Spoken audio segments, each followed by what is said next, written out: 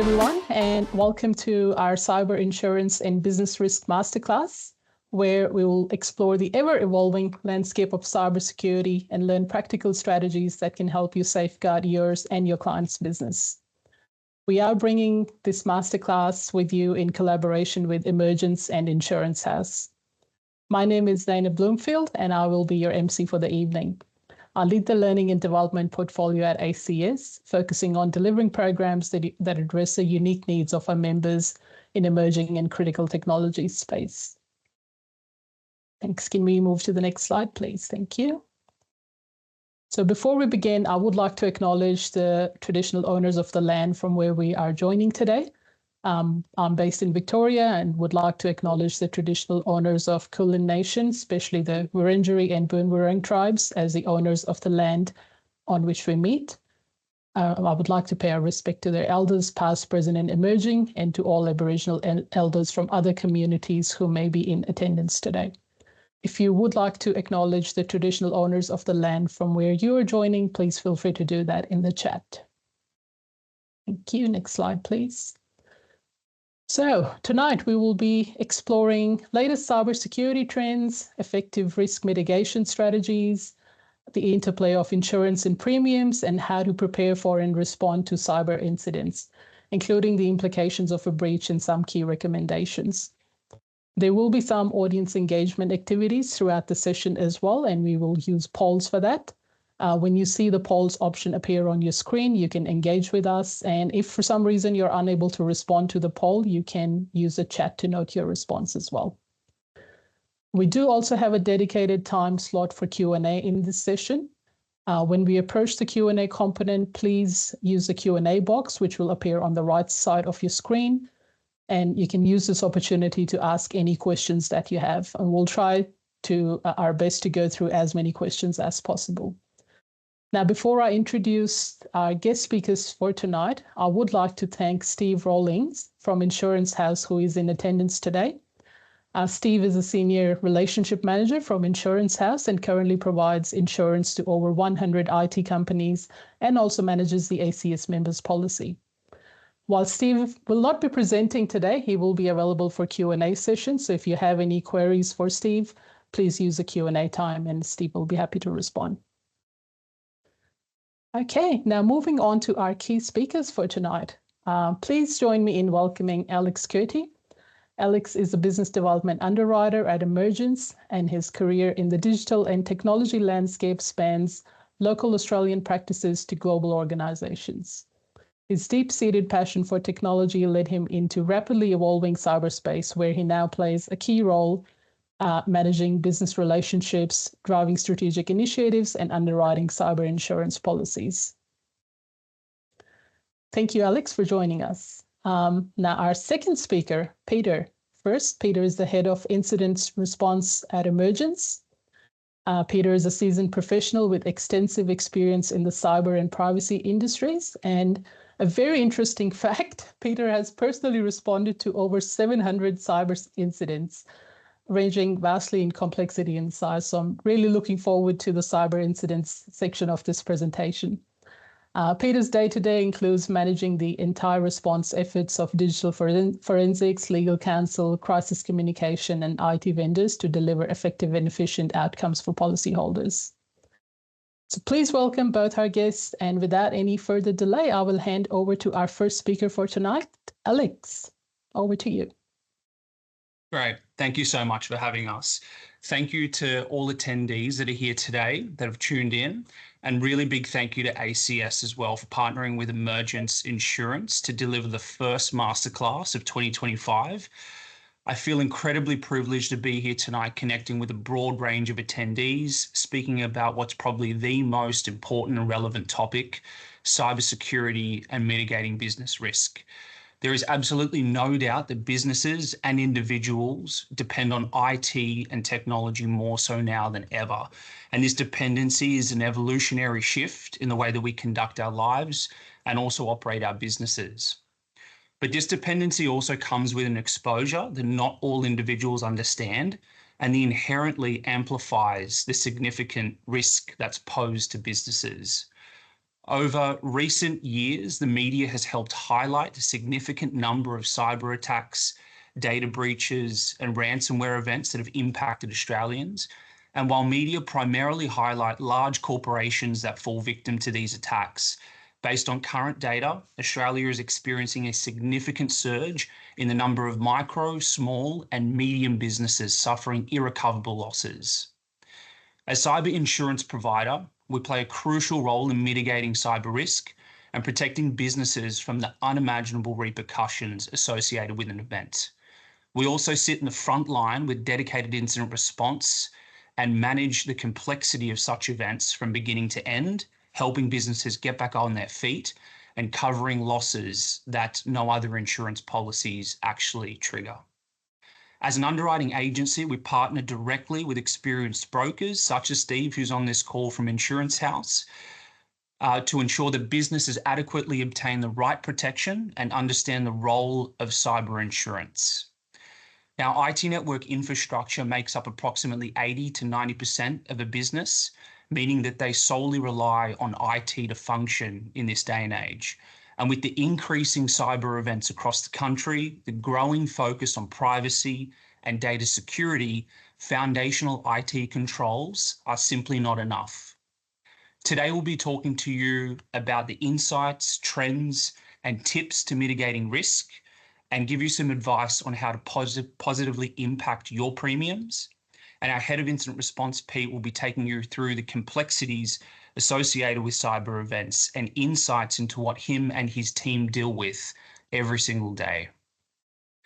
Now, trends, exposures, and what you need to know. So taking a look at last financial year, so FY24, there was a total of 87,000 reports of cybercrime made to the Australian Cybersecurity Centre, and they fielded approximately 100 calls per day. That was a total of $84 million in self-reported losses to businesses. And for individuals that were impacted and reported their losses, it was approximately $30,000 per individual that fell victim to some form of cybercrime or scam. And the three most common threat vectors that Australia saw was business email compromise, social engineered theft, which is essentially fraudulent invoice payments, and ransomware, which is a significant attack. Now, while 87,000 reports of cybercrime and $84 million in self-reported losses appears to be a significant number, this is just the tip of the iceberg because it's all that was reported to the Australian Cybersecurity Centre. We believe that there is a significant number of small, micro Australian businesses across the country that are getting hit, unfortunately going under, that go unreported. Now, when we also begin to look at the frequency and severity of these attacks, they continue to rise. In smaller periods of time, we are seeing large logos also fall victim to data breaches, for example. Now, I've just selected a few here from the last quarter of 2024, just to highlight the severity of what we're seeing. MediSecure, Shell Petroleum, Ticketek, and Ticketmaster, quite significant logos, accumulated 500 million pieces of personal identifiable information that was harvested by threat actors and leaked. MediSecure unfortunately went under as a result of falling victim to their PII breach. Even Nicholson Associates and Waverley College, just to show you a point of difference. It really does not matter what kind of industry you're in, what business you're operating, everyone can potentially be a victim to some degree. And the one common thing that all of these companies possess is PII. So personal identifiable information has become a prevalent target for threat actors. AI is quite topical at the moment, and it's also being used by threat actors to create ease and efficiency. It is absolutely on the rise. Some very simple things like deepfakes, voice cloning, and malicious GPT are being used to create efficiency in their scams and the way that they dupe everyday Australians into potentially clicking on links. Now, what the government have done is impose some aggressive stick approach by increasing penalties, introducing mandates, and putting a core focus on data security and data protection. And what this means is that there have been recent changes to the Privacy Act that have seen major increase in fines, and our first ever Cybersecurity Act, which came to fruition at the end of 2024.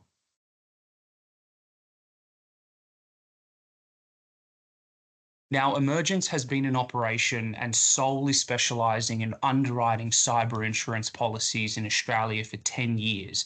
So we're the first established Australian underwriting agency in the country. And the benefit of this is that we actually have so much data, 10 years worth of raw data, to understand what is causing these claims, where these threats are coming from, and what we need to educate policyholders on to ensure that they're adequately protected. I just want to provide a few insights into what we're seeing from a claims perspective. So when we compare 2023 to 2024, we have seen a 20% increase in the number of claims that have come through the door. Business interruption is a significant element to what we deal with. When a cyber event occurs, it does not matter if it's clicking on a simple link or potentially being a victim to a major ransomware attack. There is always a direct impact on business. Now, 77% of all business interruption claims were led by ransomware. When we look at the area of the policy that was triggered the most, it was cyber events response costs and business interruption. Cyber event response costs is something that we'll delve into in a moment, but it is the absolute safety net to an insurance policy. We cover the immediate response, remediation, legal reporting and notifications that are associated with responding to a cyber event. Pete will also elaborate further on in the presentation as to what he deals with on a day-to-day basis. Now, just as a quick poll, what are the highest risk areas causing cyber incidents in businesses?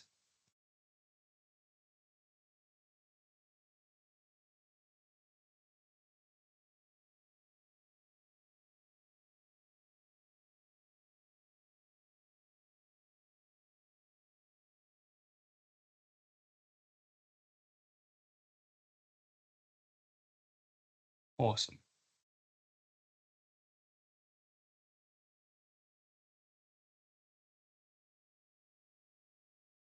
Great. So business email compromise is absolutely one of the highest risks that we see faced by businesses. Social engineered theft is also typically a vector of business email compromise. If you consider the sheer amount of sensitive information and data that you share on a day-to-day basis, just simply through your email communication, it's an absolute treasure trove for threat actors. And ransomware is absolutely on the rise and makes up a significant portion of the claims that we see. Ransomware is absolutely critical. When an event occurs, it creates a significant interruption to the business and requires a lengthy period of time for a business to be remediated and get back up on its feet. Fantastic. Thank you all that participated in that poll. Now, in terms of mitigating cyber exposure and offsetting risk through insurance, a business needs to first mitigate risk through IT controls. This is absolutely paramount. We personally believe that the relationship between the IT contractor or MSP and the policyholder is absolutely paramount, as we see this as a collaborative approach to protecting the business. So internally, risk mitigation is done first and foremost by implementing foundational IT controls. And the element that cannot be covered with IT or technical controls is offset through insurance. Now, just to walk you through some simple strategies and frameworks that I'm sure you've heard about, but just want to make sure that we're across them and how they actually relate to the insurance element. So here are some 3 simple frameworks that we love to leverage. So the Essential 8 focuses on technical control measures designed to defend, enhance, and reduce risk. So the Essential 8 is based around application control. So that's preventing the unapproved applications from being downloaded. Patch management, which is the regular update of applications to fix security vulnerabilities. Configuring micro settings, which is restricting malicious code. User application hardening, so that's strengthening securities to reduce vulnerabilities. Restrict administrative privileges, patch operating systems, and also multi-factor authentication. So these are very basic and standard foundational settings, and also directly relate to what we typically look at when we're looking at a risk assessment for an insurance policy. Now, APP, the Australian Privacy Principles, outlines 13 privacy principles that help govern standards, rights and obligations associated with the collection and disclosure of personal information. Now, PII is a major issue that we see, particularly from a threat actor perspective. I guess when you consider the fact that the sheer number of personal information that is harvested from these threat actors typically results in individuals having their identity stolen and then also becoming victim to things like phishing scams and phone scams. So there is a major focus on the protection of personal information and the obligations that companies have to withhold that protection and governance. Now, every single business, it does not matter what industry you operate in, to some degree is responsible and works within the bounds of the Privacy Act. So understanding what obligations you have to the personal information that you either withhold or have access to is absolutely paramount from a mitigating risk perspective. Now, NIST is also a broad range of standard guidelines and best practices that a business can look to adopt. So identify refers to identifying the assets that are within your business. So what are the most important assets that we withhold as an organization? How do we protect them? How do we detect an incident or a threat? How do we respond to an incident or threat? And how do we then recover? Now, these three frameworks are only three. There's hundreds of frameworks out there, and there are also thousands of controls that can be implemented by a business to mitigate risk. We are just providing three examples here. Now, these mitigation tools also then feed directly into the way that we assess a risk from an insurance perspective. When we look at unifying defenses, implementing elements of each of these frameworks that suit your organization or your client's organization will help unify defenses to further mitigate their exposure through a set of technical controls. So depending on the needs of the business, when multiple elements of these frameworks are implemented or adopted, the chances of a cyber event occurring are significantly reduced. Key elements of these frameworks are what cyber insurers look for and are largely what make up our risk assessment. I can assure you that implementing this yourselves or for your clients will help positively impact your premium. Now, this is the direct element that I want to focus on.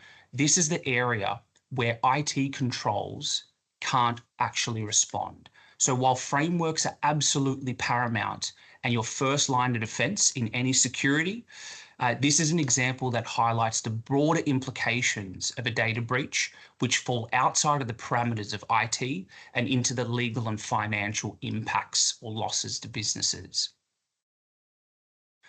The Notifiable Data Breach Scheme came into effect in 2018, just after the Optus data breach occurred.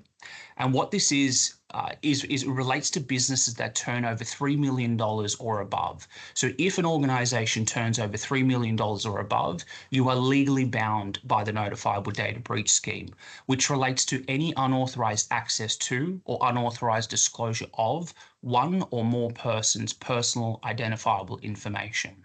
If a breach occurs, you must conduct a full assessment of the impact. You must inform every single individual that is impacted and submit this report and your findings to the OAIC within 30 days. Failure to do so will result in minimum $50 million fine, 3 times the value of the benefit obtained, or 30% of the body corporate's turnover, whichever is the greater of the three. Now, recent changes to the Privacy Act have also introduced an invasion of privacy with a max remedy of $478,000. An invasion of privacy could actually relate to a business withholding identifiable information that is completely unnecessary. I think right now where we are in society with big data and conglomerates wanting to harvest as much information about customers as possible, this actually really helps individuals and civilians with protecting our identity if in case a breach occurs. There are also civil fines and penalties that have been introduced with a max remedy of $3.3 million and infringement notices of up to $330,000. Now, these infringement notices relate to potentially a business not having a business continuity plan in place or foundational security settings such as the frameworks that we just saw in the previous slide. When we also begin to consider the business impact, when a cyber event occurs, once again, it does not matter if you click on a link or there is a full-blown attack, there is an immediate decline in revenue. Business immediately stops. There is significant reputational harm, which may result potentially in the loss of contracts or the loss of clients. Third-party legal pursuits, incident response, restoration, virus extraction, legal notifications, and prolonged revenue impacts. And then lastly, something else to consider is if it is a ransomware attack, who covers the payment? You must conduct a sanction check on the recipient. You must negotiate a ransom amount, which is always in Bitcoin. Does the person that is a victim of this attack actually have a Bitcoin wallet? How do you facilitate that Bitcoin transaction? And once you receive the decryption key, do you have the resources then to commence restoration? The post-incident remediation and planning and media statements are also something that might need to be taken into consideration. So while cybersecurity frameworks and IT controls are absolutely paramount, this is where the insurance element steps in. There are so many additional implications to a cyber event, cyber attack, or breach that are completely covered within an insurance policy. However, there's no other element outside of insurance that is going to cover the running losses associated with an event. Now, just to get you through the depths of what an insurance policy covers and how it actually relates to a cyber event. It's extremely concise yet broad. So there are 3 core sections in a core policy.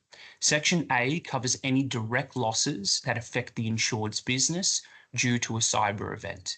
Cyber event is simply defined as a malicious attack or unauthorized access to your digital systems, data, or technology. It also defined as a user error, for example. Now, if there is a cyber event that occurs within the insured's network infrastructure, the policy, Section A, immediately responds. This covers any business interruption, which is defined as a reduction in revenue or increased cost of working to keep the business afloat. And it also covers the facilitation and payment of any ransom or extortion that might need to be fulfilled. Section B covers third-party losses. This is also extremely important. So these are claims made against the insured due to a cyber event. So if my company, for instance, has a cyber breach and we withhold very sensitive or copyright information that is then leaked, this defends me in any legal expenses incurred, defense costs, settlements, awards, or damages. It also covers multimedia injury and payment card industry liability, civil fines and penalties, and any regulatory fines brought against the insured. And lastly, Section C is what I refer to as the safety net of the policy. And this is genuinely why we have cyber insurance in place. That is to cover all the costs associated with cyber event response.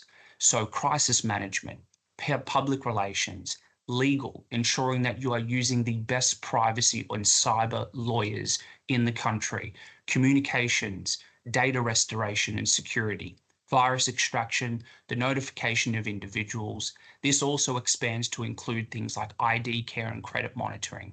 Absolutely anything that is associated with responding to an event and getting a business back on their feet is completely covered within the policy. This is a core policy that every single emergence policyholder has under their cyber insurance policy. There are also additional elements of cover which we'll quickly touch through. Criminal financial loss relates to social engineered theft.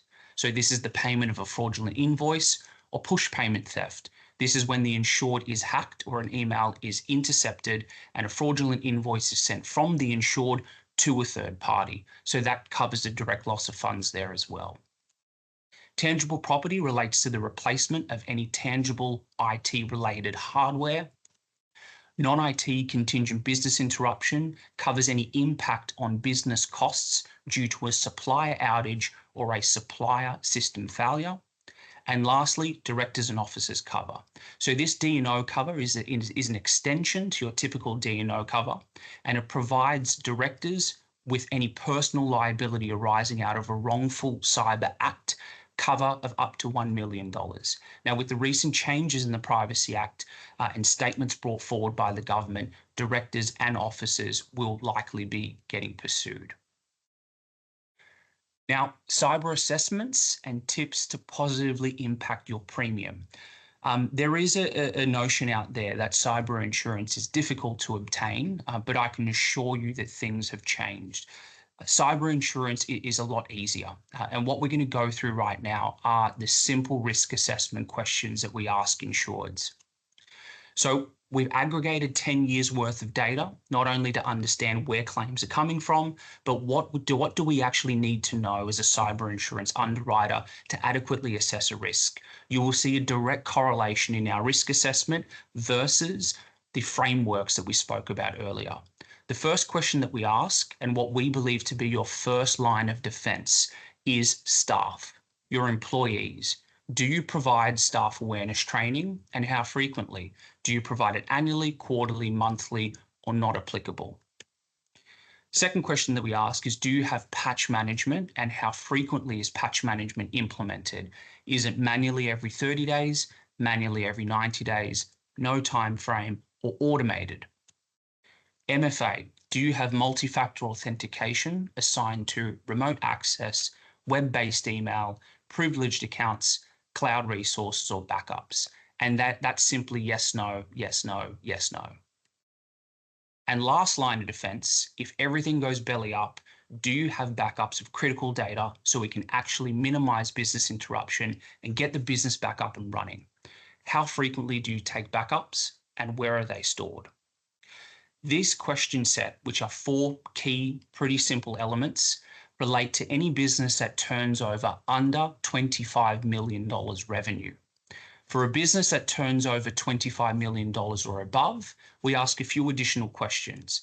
And these additional questions relate more so to personal identifiable information, configurations and settings, external assessments, and planning and preparation around incident response plans, business continuity plans, and disaster recovery plans. What I've highlighted there in green is just a bit of insight into what responses will positively impact your premium. And lastly, I'd love to touch on staff awareness training. This is something that we're incredibly passionate about. Now, implementing staff awareness training is known to drastically reduce risk. I think cyber awareness is paramount for Australians and for Australian businesses, and we've come a long way, but there's still a long way to go. The number of cyber events that we see that are human-related, unfortunately, is absolutely massive, and humans can't be patched. So implementing staff awareness training is extremely impactful and doesn't cost much. Now, when we analysed the recent Verizon data breach report, which took a look at roughly about 37,000 data breaches, 68% of those were human-related. Now, implementing staff awareness training is seen to reduce risk for an organisation by 70% within 6 months of implementation, and increase awareness across the business by 40% within 6 months of implementation.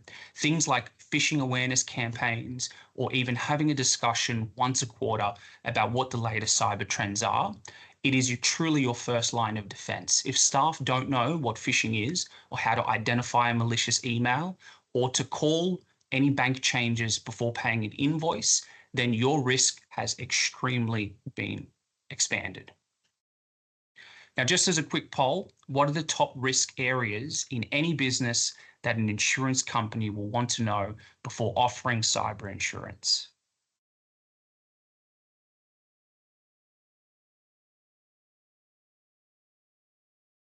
There's a few responses in the poll already, Alex, so we can keep moving with that. Fantastic. So staff awareness training, absolutely. Patch management, multi-factor authentication, and backups.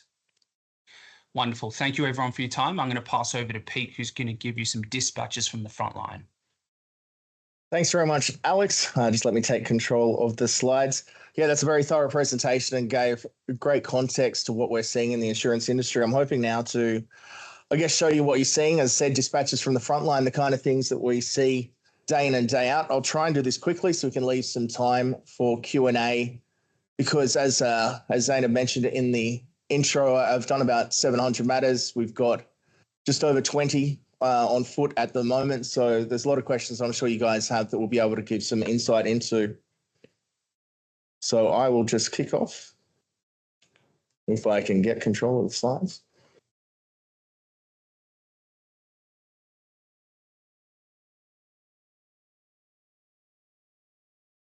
Might be a little bit of lag, but should be resolved by now. Lag. Apologies, everyone, for this. Well, Alex, if you still have control, possibly you can just quickly click through these ones. I handed over control. Apologies. I can't see the slide, so it should be appearing in one moment. Yeah, so I've requested, anyway, access to the slides there if we can get it. Is that working on your end? There we are. Cool. So a lot of people may not have actually experienced a cyber incident. So this is a standard ransomware. This is actually Qilin, a ransomware group. What you'll see when ransomware notes, it's quite common. They're making certain allegations. Usually it's that they've stolen data. It's that they've encrypted your data. And if you don't negotiate with them and pay a ransom, they're going to do the double extortion of both publishing data on the dark web and also stopping you from being able to access that data moving forward. I must apologize, there's a bit of lag. Often that is followed up as well with things like this, an email being sent making the same threats. We see quite commonly that they'll get in and they'll hack, particularly if it's an on-premise mail server, hack that, get access to one of the accounts and send this out to all staff, again, making threats about the fact that they are going to take your data, publish it if you do not respond. They're getting so brazen these days that they even actually ring and leave messages, and they actually leave their phone numbers, which is quite funny. I've got some recordings here. If these slides are shared later, you can actually listen through the kind of things we hear, but that is their actual phone numbers. It is run like a big business. It's a call center, and people will ring and harass you to try and get payments.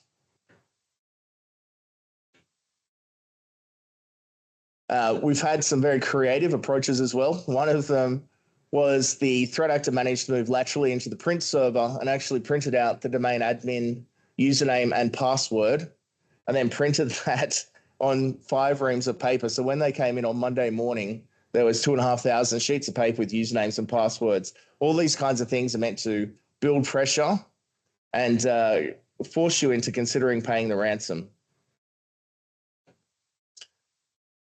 They also are getting, as I said, more and more brazen. So the SEC, so Securities and Exchange Commission, the equivalent of the Australian ASX, changed its rules about a year and a quarter ago, so that if you experience a ransomware, you've actually got to notify them if you're a listed company. One of the companies, Meridian Link, who they had been hacked by Alfie, failed to do this. So Alfie took it upon themselves to actually report the threat actor to the SEC. Even more brazen, so Black Cat, which is the name of the ransomware group before Alfie, went into a recovery call that Western Digital was doing after they'd been hacked, actually entered the Teams call, joined it, as you see, took a screenshot, and then shared that on the web as well. The classic they do, of course, though, is taking data and posting it on a leak site, posting samples like this you can see, which does build the pressure. It is these kinds of documents that they're putting up there, the kinds of documents that can be used for identity fraud. If you think about your 100-point checks, it's that kind of information. I do like this one on a recent call, though, where after they'd leaked the data, they actually decided to watermark it and put the QR code because other threat actors were taking the samples, downloading them, and then pretending to be the threat actor, and then actually scamming the victims themselves, but obviously not delivering on the decryptor. So here, the threat actors water-stamped it saying, "Don't believe the scammers," which obviously is a classic thing for a ransomware group just to do. And then the final thing, which is usually of a concern is when it hits the press, which is quite common here in ABC, one of my clients. And it's all about building pressure, right? You can imagine if you put yourself in the shoes of that business person, you know, they may have worked for years building up their business. They walk in that morning, all their systems are offline. They've got business interruption. You know, their staff are receiving those harassing emails and calls. All the various stakeholders are starting to ask questions. You're getting hit up by the media, and it just starts to build pressure. Now, I'll just take you through some specific examples because I think this will help put in concrete the kind of theory that Alex has talked about. So here we have as a food and beverage wholesaler, a turnover of roughly $26 million. We got a call on the Friday afternoon from their broker letting us know that there'd been an issue. And what had happened is 5 of their servers were found to be unresponsive. And when they looked into it, there's a ransom note from Royal left on the servers. Now, unfortunately, their backups were connected and were online to the network, and so they were also encrypted. This left the business 100% interrupted. It could not function at all. So we held a conference call with the insured, our forensics investigators, and also legal counsel, and it was quite quickly and clearly evident that we would have to look at paying the ransom, which is something that we only would do on probably 10 to 15% of matters. You'll hear other stats put out there in the market about how often they're paid, but it's very uncommon for us.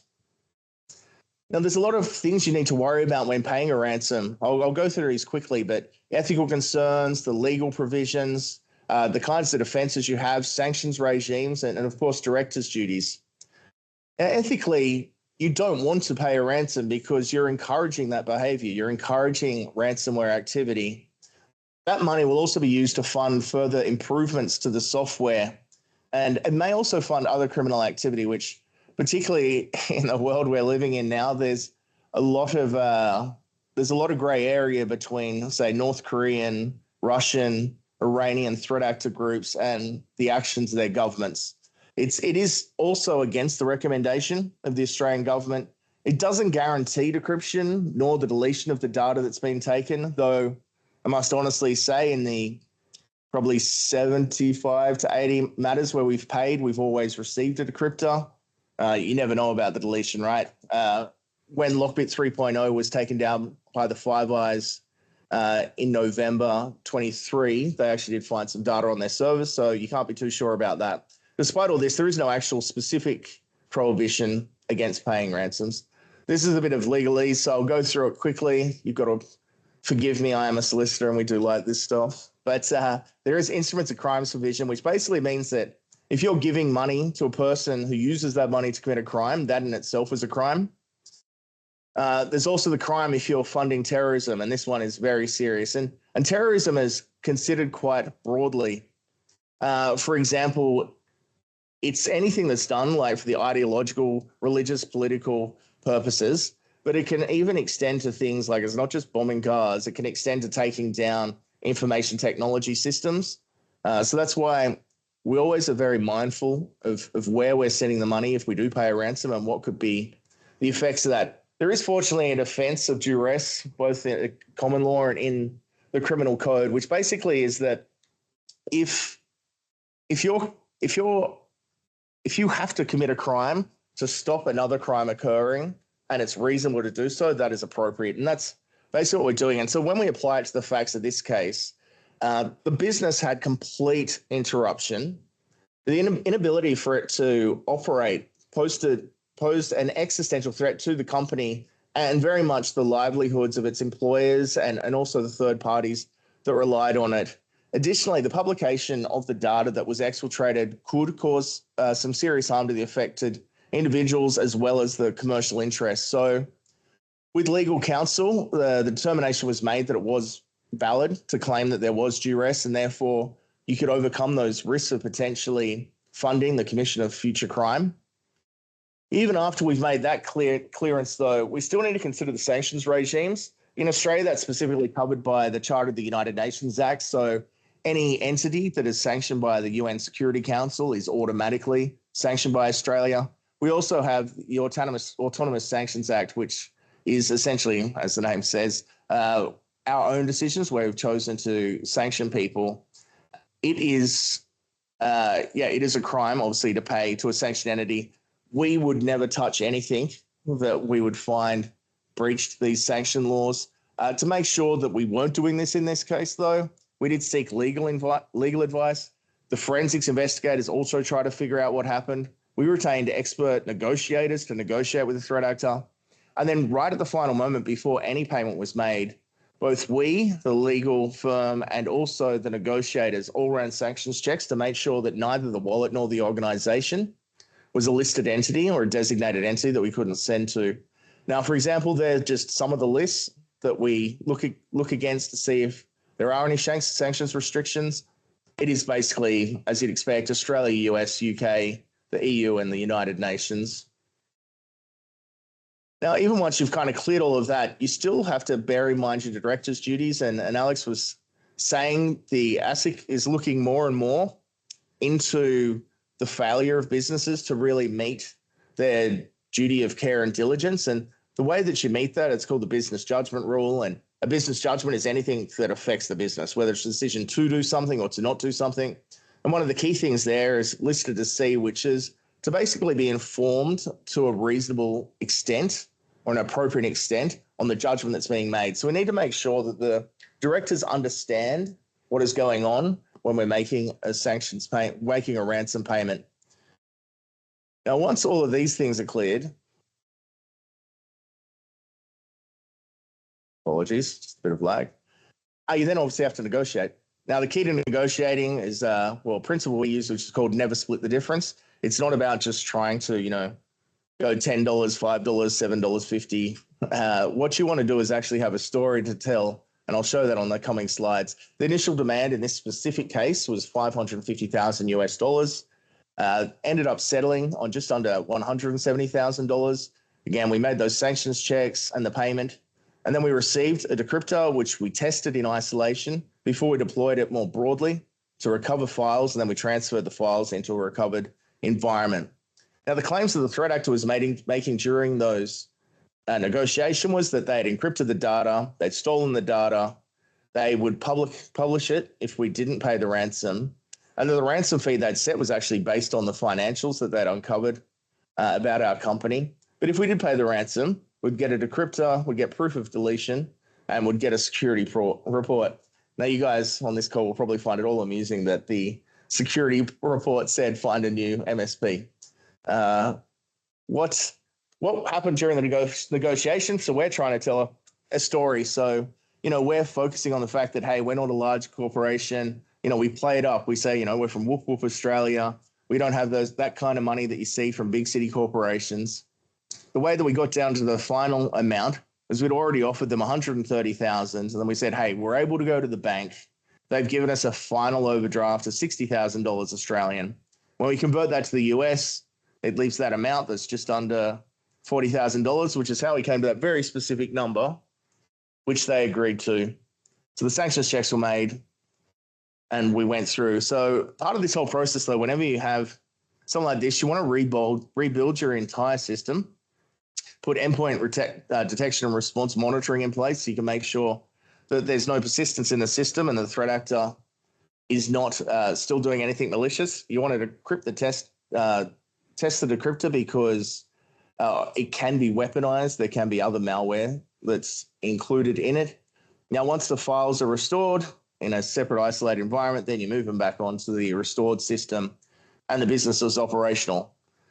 Now, you'd like to think that once you've gone through all that and the business is operational, that you're out of the woods. But as Alex mentioned before, there are Privacy Act obligations. So a business like this, as I said, $26 million turnover, so it comes within the scope of what's known as the Notifiable Data Breach Scheme of the Privacy Act that came in 2018. And basically this says that if there's been unauthorized access to or disclosure of personal information, and a reasonable person will conclude that that access or disclosure would be likely to result in serious harm to any of the individuals to whom the information relates, and you haven't been able to do any remedial action to remove that risk, then it is an eligible data breach.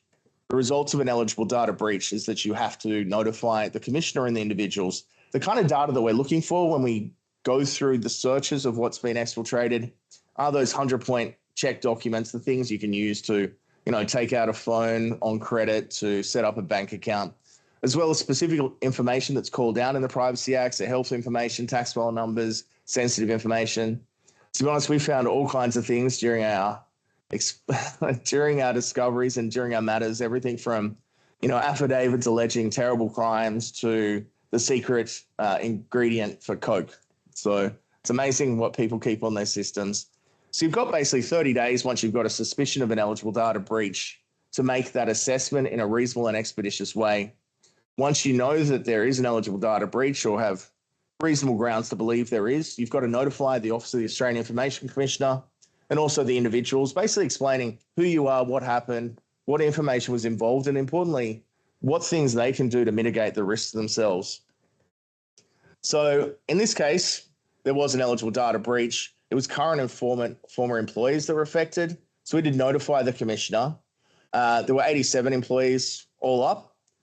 Because some of them were former, it was hard for us to make communication with. We actually decided to do a website notification as well. Unfortunately, the commissioner was very happy with this approach, and within 5 weeks, the matter was closed.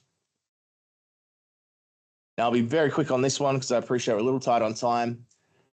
Just to show how even a small business can get very much affected by a cyber incident. This is a less than $3 million turnover. They actually installed garage doors. They rang the hotline, and it was because their clients had been receiving emails where bank details had been updated. So because of that, they reached out to their MSP. The MSP suspected there was a business email compromise, and they found in the sent folder 374 phishing emails. So they did the right thing. They terminated the sessions, they reset the passwords, and they made sure that MFA was enforced. Then they gave us a call, and so we sat down with the insured and the forensics to go through this. Now, this is from the forensics findings. You can see the account's mailbox received this phishing email on the right. I appreciate it's quite small, but basically it's quite common to see something like this where there'll be an attachment that you need to click, or something like this where it says, view document. And once you click that, it'll take you to a place where you enter your credentials. And then there will be what is known as MFA session token bypass or stolen tokens, which is a man-in-the-middle attack which enables the threat actor to get past MFA. Over the past probably 18 months, specifically 12 months, we've seen a lot of this session token theft, and it's why we've seen such a surge in BECs over the past 12 to 18 months. Once you click on that email, you are taken to this environment. And what was tricky about this one is that the threat actor used a tool called Perfect Data, which is an email client. What this does is it enables the syncing of the mailbox. And so there was roughly 10 gigabytes of data in the mailbox that we had to assume had been taken by the threat actor. They had also created inbox rules that any incoming emails were deleted, and then, as I mentioned before, sent those 374 phishing emails. What happened when you clicked that link before? You went through this to say credentials stolen, taken to a OneDrive. And then here you can see this is the actual letter, obviously anonymized, where the payment details have been updated. Fortunately, the people receiving this sort of suspicious and reached out, but the threat actor had actually gone to a bit of effort. They'd registered domains that looked very similar to the actual domain of the insured, so it did have that Veritas. Fortunately, it failed, which is great. So because they didn't fall for the fraud, we still had to go through the process. So we had legals retained to meet the Privacy Act obligations. In all, we reviewed